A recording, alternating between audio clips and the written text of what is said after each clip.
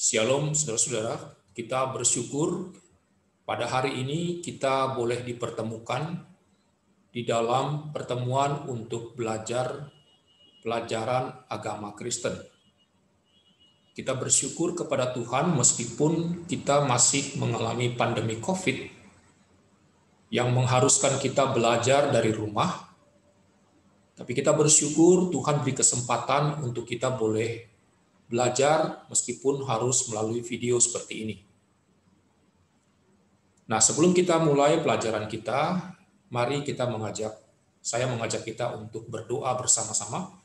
Kita berdoa minta pertolongan Tuhan untuk memimpin kita di dalam pelajaran kita pada hari ini. Mari kita berdoa. Tuhan Allah Bapa kami di surga, kami bersyukur Engkau Allah yang maha baik, Allah yang senantiasa memelihara kehidupan kami, Allah yang tidak pernah meninggalkan kami. Engkau adalah Allah yang setia kepada kami. Tuhan, tolong kami supaya kami pada hari ini ketika kami akan belajar tentang kebenaran daripada firman-Mu, Tuhan kiranya memberikan kepada kami pengertian, pemahaman, dan juga hikmat dari Tuhan untuk kami bisa mengenal, memahami Engkau dengan baik. Tuhan, bukakanlah kepada kami rahasia kebenaran firman-Mu untuk kami bisa melihatnya dengan jelas. Terima kasih Tuhan, berkati hamba-Mu yang mengajar, berkati anak-anak-Mu juga yang akan belajar. Di dalam nama Tuhan Yesus Kristus kami berdoa dan kami bersyukur. Amin. Anak-anak, kita baru saja berdoa kepada Allah. Pernahkah kalian berpikir siapakah Allah?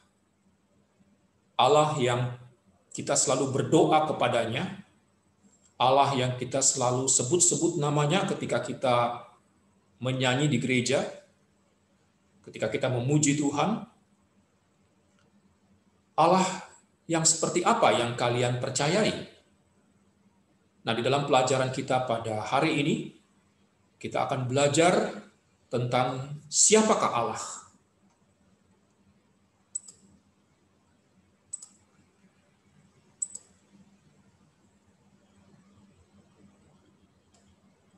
Oke, Allah yang kita percaya atau Allah yang kita sembah, itu Allah yang seperti apa?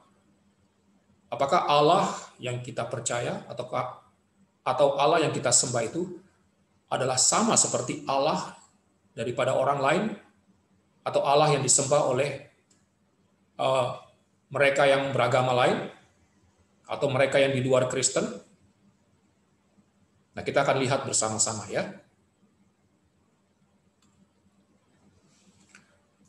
Nah, anak-anak, Allah yang kita percaya itu adalah Allah yang Esa, Allah yang satu. Hanya ada satu Allah yang sungguh-sungguh hidup dan sejati. Hidup artinya bukan Allah yang mati, ya. Dan dia sejati bukan berarti dia itu Allah yang imitasi atau Allah yang palsu. Dia sungguh-sungguh adalah Allah. Hanya ada satu Allah yang kita sembah. Dan kita mengenal itu dengan satu istilah monoteisme. Mono artinya satu, teis itu artinya Allah, isme itu artinya satu paham. Jadi satu paham tentang Allah yang satu, atau paham tentang satu Allah.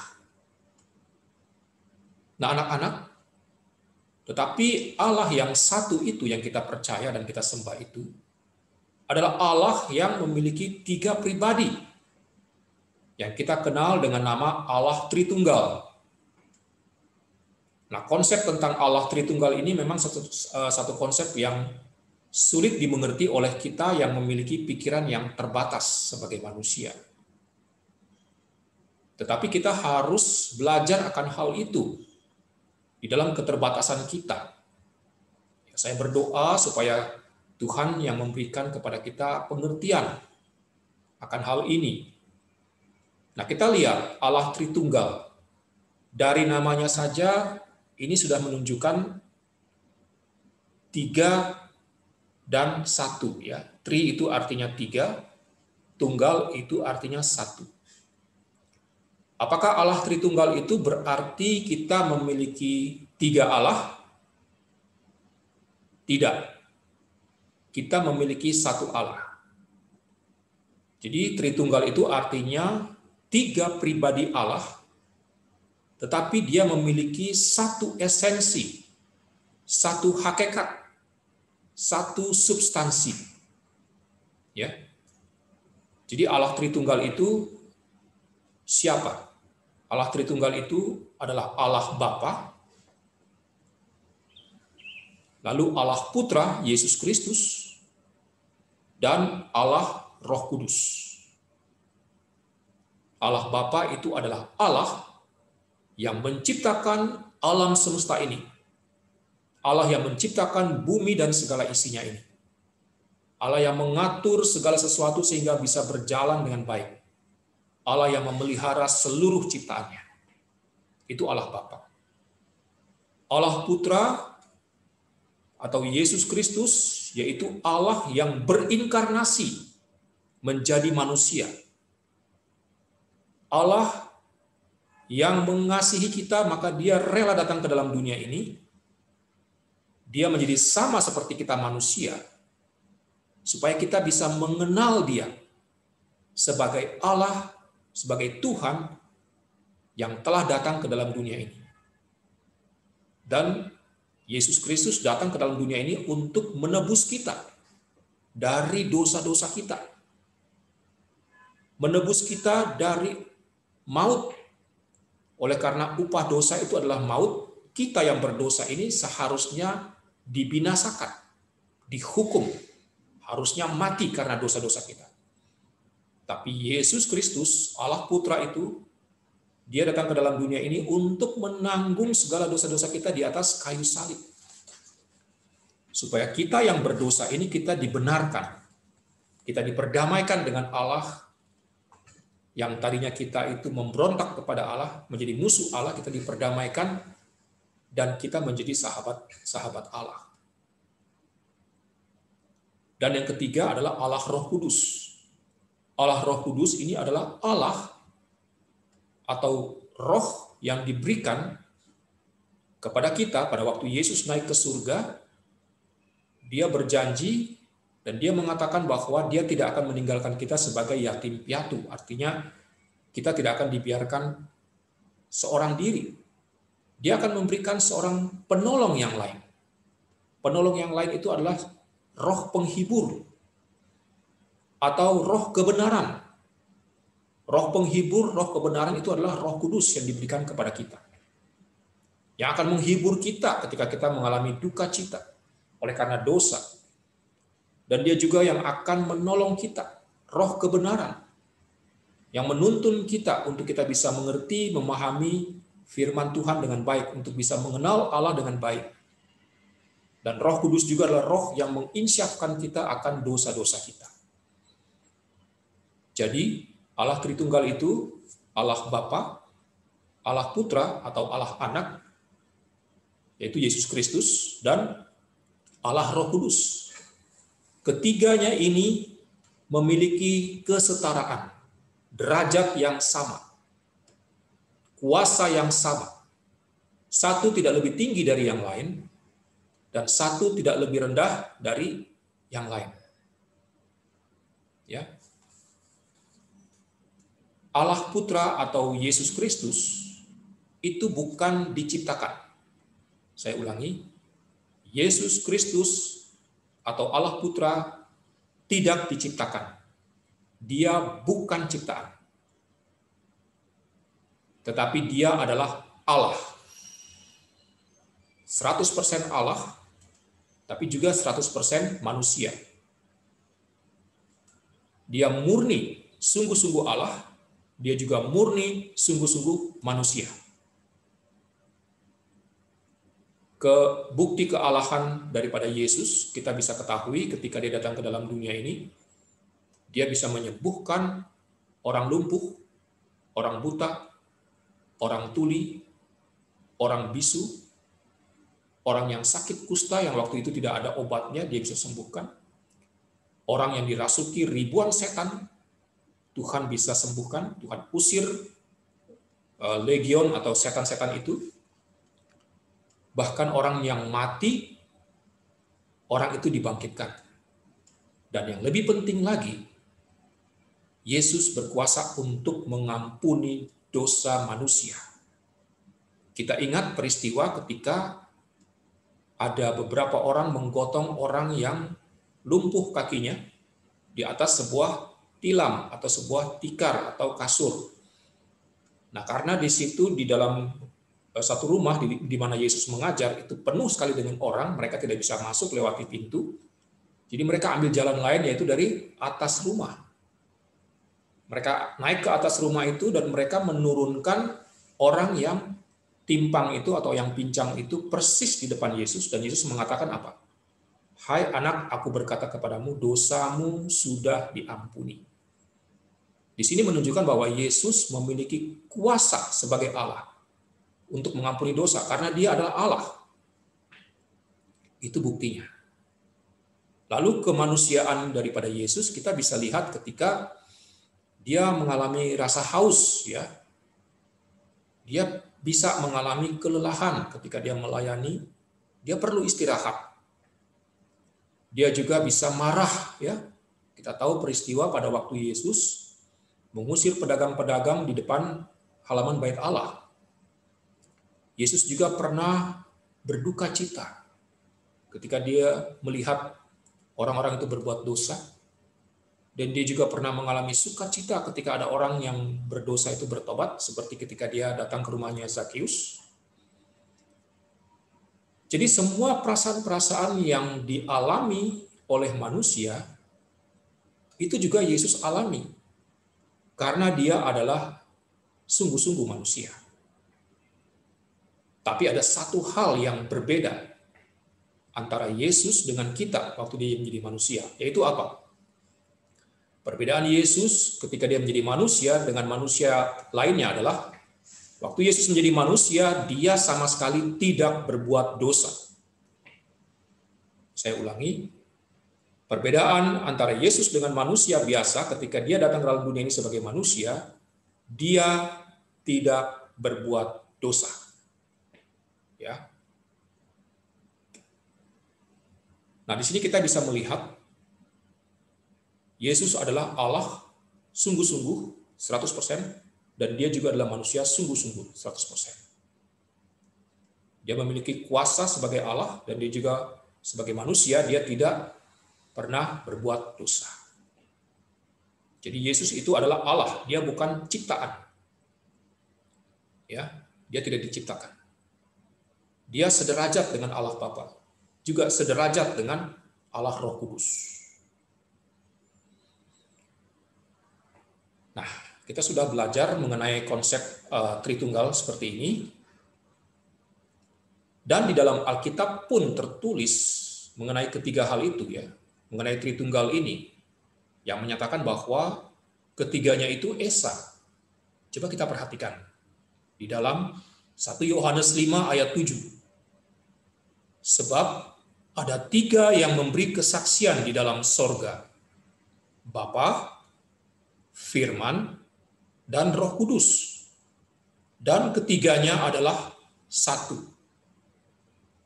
Bapa, Firman, dan Roh Kudus.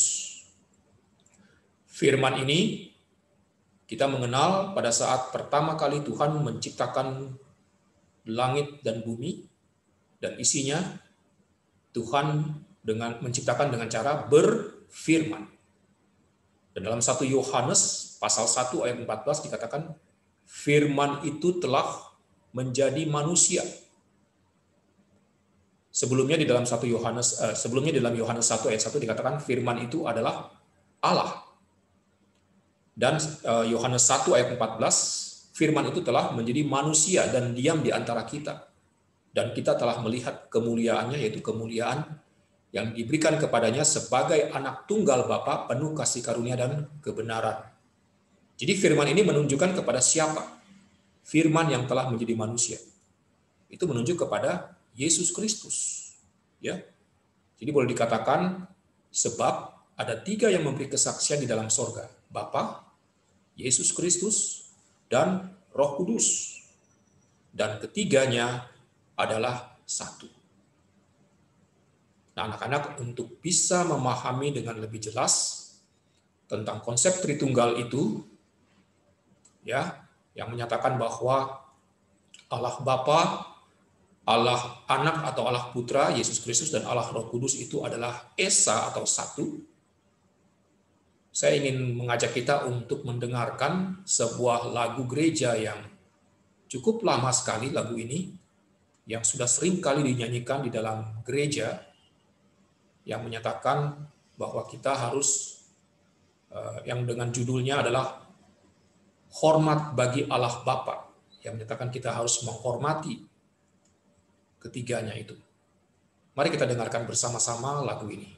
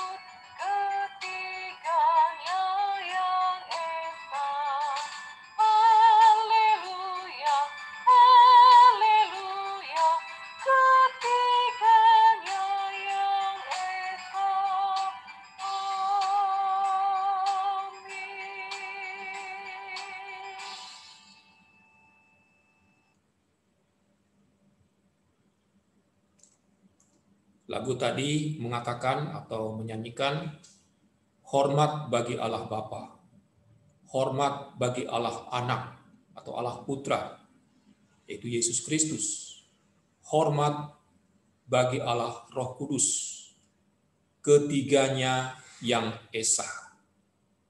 Jadi dari lagu itu pun juga kita bisa tahu bahwa Allah yang kita sembah itu adalah Allah yang esa, Allah yang satu, yang memiliki 3 pribadi. Nah, anak-anak, di dalam Ulangan 6 ayat 4, di situ ditulis, "Dengarlah, hai orang Israel, Tuhan itu Allah kita, Tuhan itu Esa." Nah, anak-anak, Kalimat ini dikatakan oleh Musa kepada bangsa Israel. Pada waktu itu bangsa Israel mereka baru keluar dari tempat perbudakan di Mesir, ya, di Mesir. Dan mereka sebentar lagi akan masuk ke tanah perjanjian yang Allah janjikan kepada Abraham, Ishak dan Yakub. Dan sebentar lagi janji Allah itu akan Allah genapi. Tetapi sebelum mereka masuk ke tanah perjanjian Kanaan itu, Allah memerintahkan kepada Musa untuk mengingatkan kepada bangsa Israel, dengarlah hai orang Israel, Tuhan itu Allah kita. Tuhan itu Esa, yaitu satu, ya. Kenapa Tuhan harus mengatakan demikian kepada bangsa Israel? Oleh karena bangsa Israel yang sebelumnya itu diperbudak oleh orang-orang Mesir selama berapa tahun?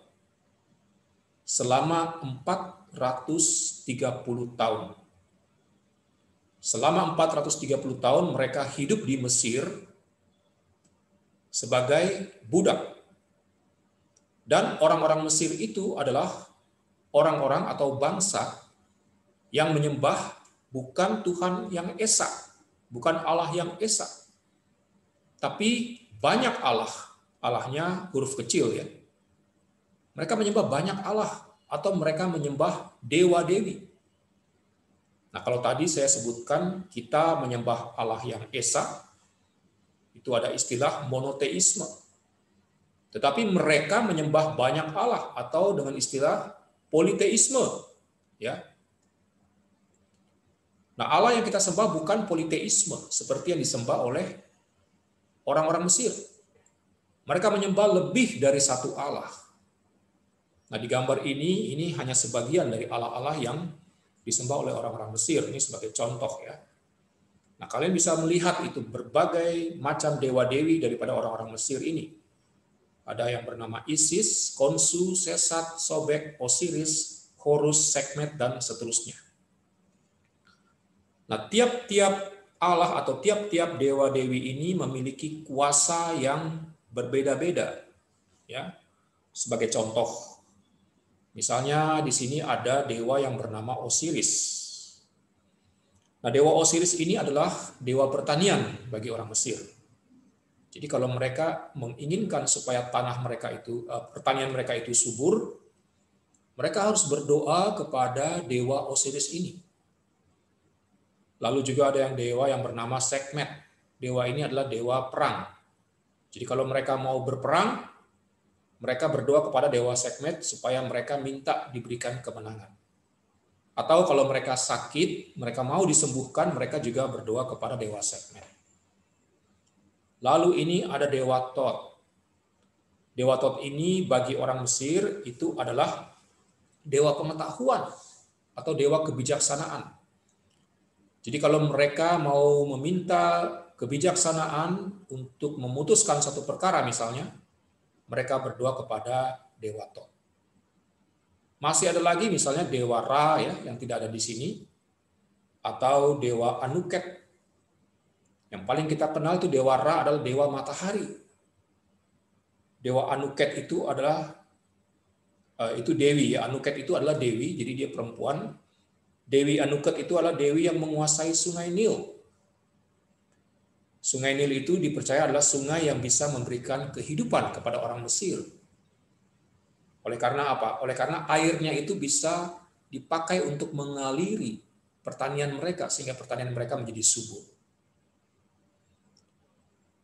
Nah, anak-anak, dewa-dewi yang disembah oleh orang-orang Mesir ini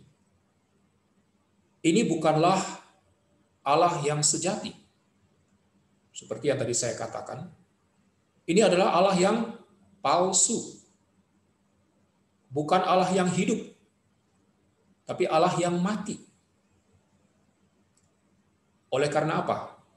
Oleh karena meskipun mereka memiliki bentuk seperti ini, punya tangan, punya kaki, tetapi mereka tidak bisa berbuat apa-apa. Karena dewa-dewi ini dibuat, diciptakan, dibentuk oleh manusia. Bukan seperti Allah yang kita sembah ya. Dia adalah pencipta, tidak diciptakan. Nah, anak-anak lihat. Pada waktu itu, Tuhan waktu bangsa Israel masih diperbudak oleh orang-orang Mesir, Tuhan mengutus Musa untuk membawa orang-orang Israel itu keluar dari Mesir, supaya orang-orang Israel itu bisa beribadah kepada Tuhan di padang gurun, dikatakan demikian. Nah, pada waktu Musa membawa bangsa Israel keluar dari Mesir, kita melihat bahwa Tuhan, karena Firaun itu dia hatinya keras, Tuhan harus membuat apa? Membuat tulah. Supaya Firaun itu bisa membiarkan bangsa Israel itu keluar dari Mesir. Tuhan memberikan 10 tulah. Ya. Nah, di antara 10 tulah itu ada tulah yang di mana Tuhan membuat air di Mesir itu berubah menjadi darah. Nah, kalau air berubah menjadi darah, maka termasuk sungai Nil juga berubah menjadi merah darah. Sungai Nil yang begitu dibanggakan oleh orang-orang Mesir sebagai sumber kehidupan, ternyata setelah berubah menjadi darah, sungai Nil itu tidak bisa dipakai sama sekali airnya.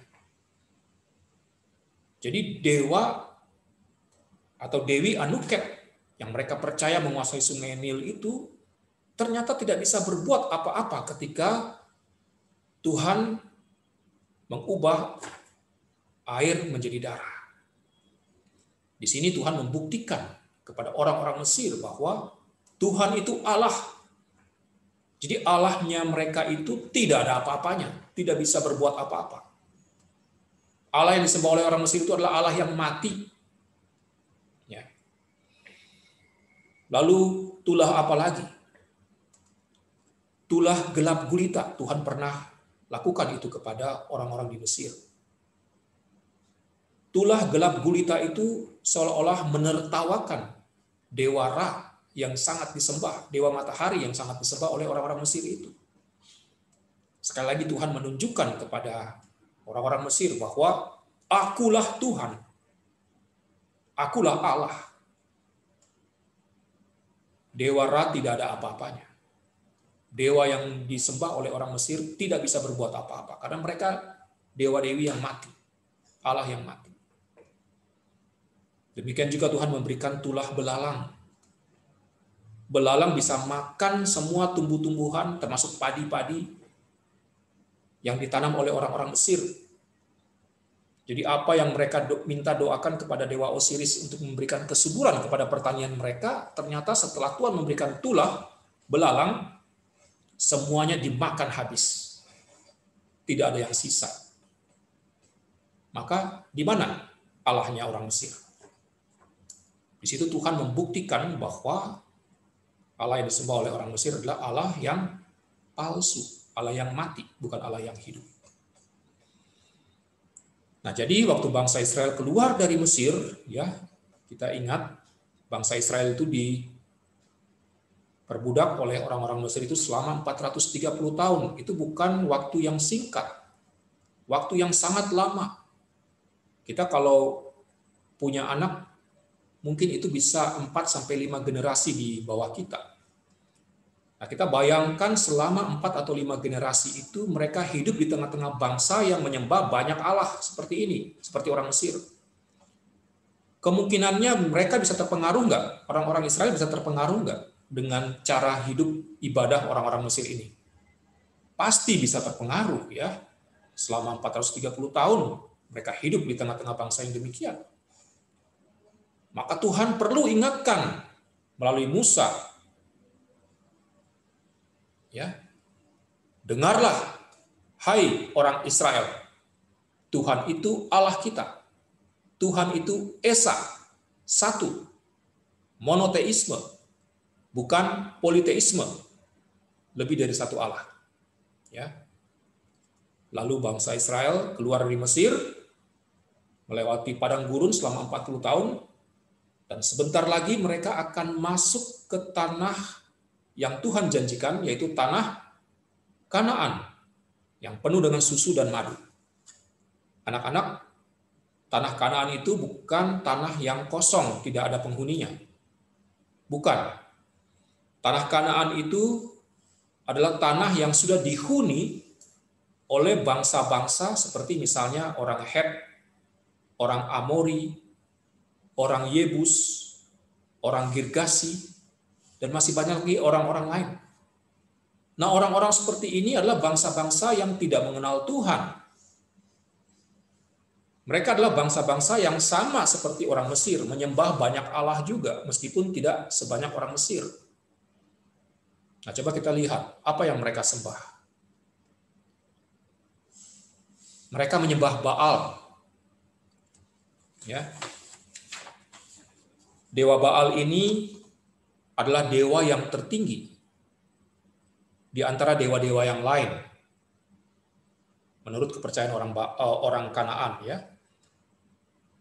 Nah, dewa Baal ini juga bisa dipercaya sebagai dewa kesuburan dan juga dewa perang. Kadang-kadang orang-orang Kanaan itu harus mempersembahkan anak-anak mereka kepada dewa Baal. Selain dewa Baal juga ada Dewi Asitoret. Ini perempuan, Dewi, ya, Dewi Asitoret. Ini juga Dewi Asitoret dikenal sebagai Dewi kesuburan, atau juga disembah sebagai Dewi cinta dan Dewi perang oleh orang-orang Kanaan. Lalu ada juga Dewa Molok atau Molek, ya, sama artinya.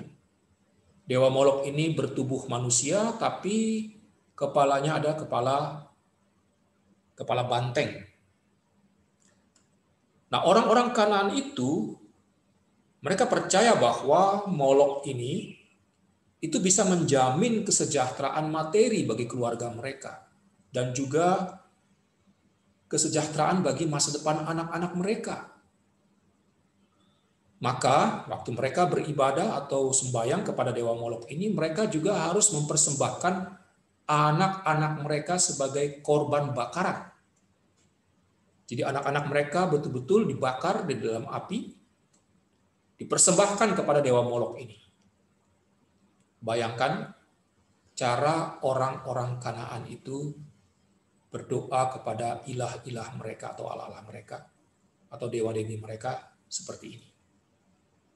Nah, bangsa Israel sebentar lagi masuk ke tanah Kanaan. Maka Tuhan suruh apa? Mereka harus tumpas bangsa Kanaan itu, semuanya, jangan ada yang sisa. Mereka harus habiskan. Oleh karena apa? Kalau orang-orang Kanaan itu, di Alkitab disebutkan mereka itu adalah orang-orang yang durjana. Durjana itu adalah orang-orang yang jahat, orang-orang penyembah berhala yang bukan Tuhan. Ya, kadang-kadang mereka juga melakukan satu ritual prostitusi, ya, ritual itu perzinahan massal. Jadi memang bangsa ini adalah bangsa yang benar-benar bangsa yang melawan Tuhan. Maka tidak heran Tuhan mengatakan bahwa mereka itu bangsa yang durjana, bangsa yang jahat. Maka mereka harus dimusnahkan, harus dibunuh. Oleh karena apa? Oleh karena kalau mereka tidak dibunuh, maka pada saat bangsa Israel masuk ke tanah Kanaan lalu bertemu dengan orang-orang Kanaan, melihat cara mereka beribadah seperti itu, pasti orang-orang Israel ini akan terpengaruh. Apalagi kalau mereka kawin campur, ya, sama orang-orang Kanaan ini. Orang-orang Kanaan ini orang-orang Israel itu akan diseret oleh orang-orang Kanaan. Orang-orang Kanaan itu akan menjadi jerat bagi orang-orang Israel. Maka sekali lagi Tuhan perlu mengingatkan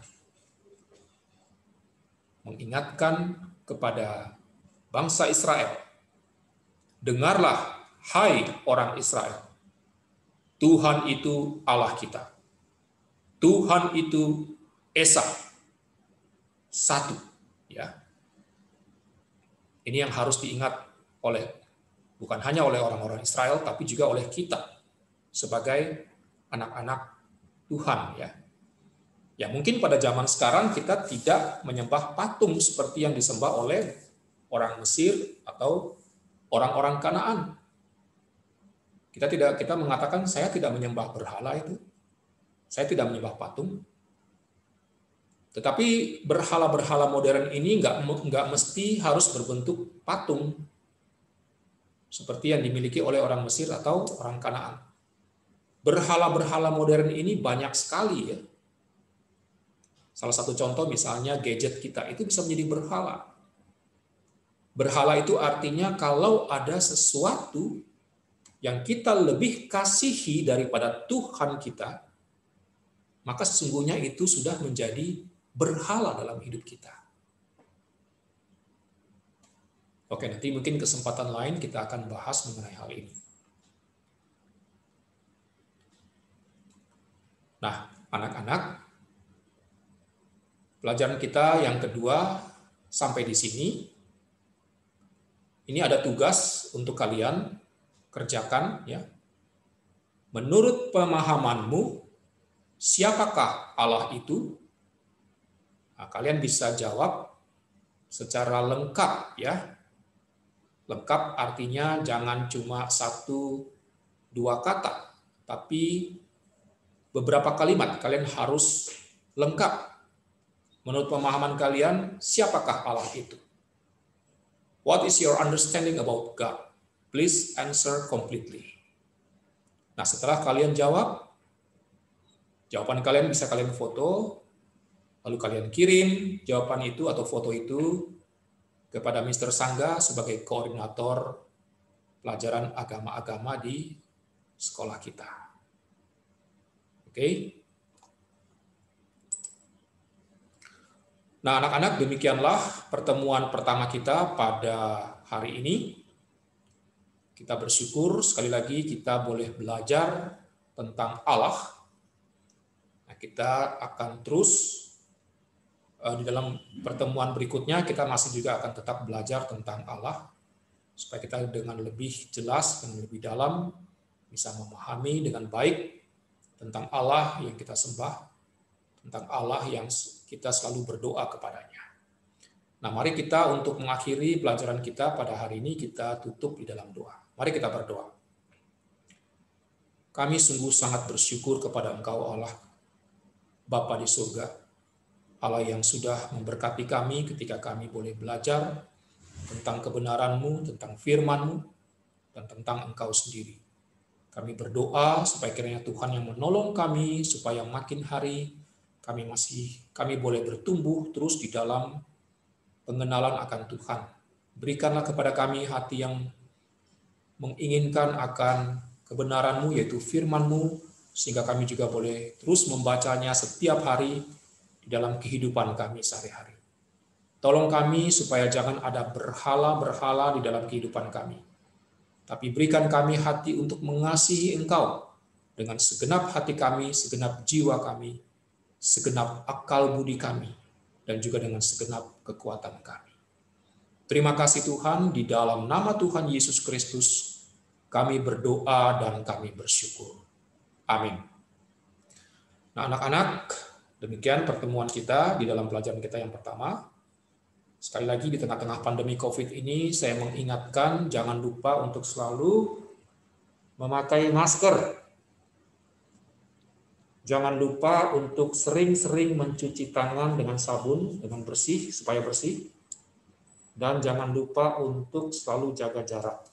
Ya, saya berharap kita semua tetap dalam keadaan sehat. Tuhan memberkati kita. Bye-bye.